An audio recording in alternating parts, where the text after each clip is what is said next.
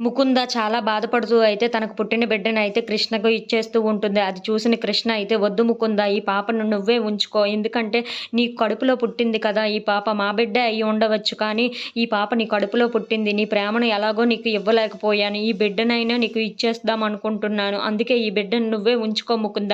ACP sir మీద చూపవలసిన ప్రేమని ఈ పాప మీద చూపించు ముకుంద" అని చెప్పేసి అయితే అంటూ ఉంటుంది. ఆ మాటలు వినగానే అక్కడ ఉన్న ముకుంద అయితే ఒక్కసారిగా షాక్ అయిపోతూ ఉంటుంది.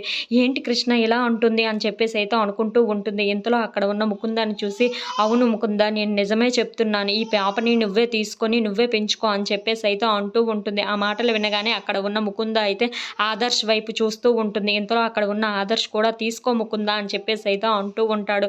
ఇంతలో ఆ పాపని తన చేతుల్లోకి తీసుకొని అయితే చాలా సంతోషిస్తూ ఉంటుంది. ఇంతలో అక్కడ ఉన్న పాపను అయితే దగ్గరగా తీసుకొని హగ్ చేసుకుంటూ అలా ముద్దులు అయితే పెడుతూ ఉంటుంది. అది చూసిన కృష్ణ, ఇంట్లో ఉన్న వాళ్ళందరూ అయితే చాలా సంతోషిస్తూ ఉంటారు. ఇంతలో అక్కడ ఉన్న ముకుంద అయితే, "మీకు నేను కన్నీళ్ళనే మిగిల్చాను. కానీ మీరు నాకు చాలా సంతోషాన్ని ఇచ్చారు" అని చెప్పేసి అయితే అంటూ ఉంటుంది. అలా చాలా బాధపడుతూ ఉంటుంది. ఇంతలో అక్కడ ఉన్న భవానీదేవి అయితే వస్తూ ఉంటుంది. "నా ఇంట్లో కావలసిన ఆనందం ఇదే కావాలి. నాకు ఇంకేమీ అవసరం లేదు. దీనికోసమే ఎన్నాళ్ళుగా వెయిట్ చేశానో నేను" అని చెప్పేసి అయితే అంటూ ఉంటుంది. ఆ మాటలు వినగానే అక్కడ ఉన్న కృష్ణ, ముకుంద వాళ్ళందరూ అయితే చాలా సంతోషిస్తుంటూ ఉంటారు.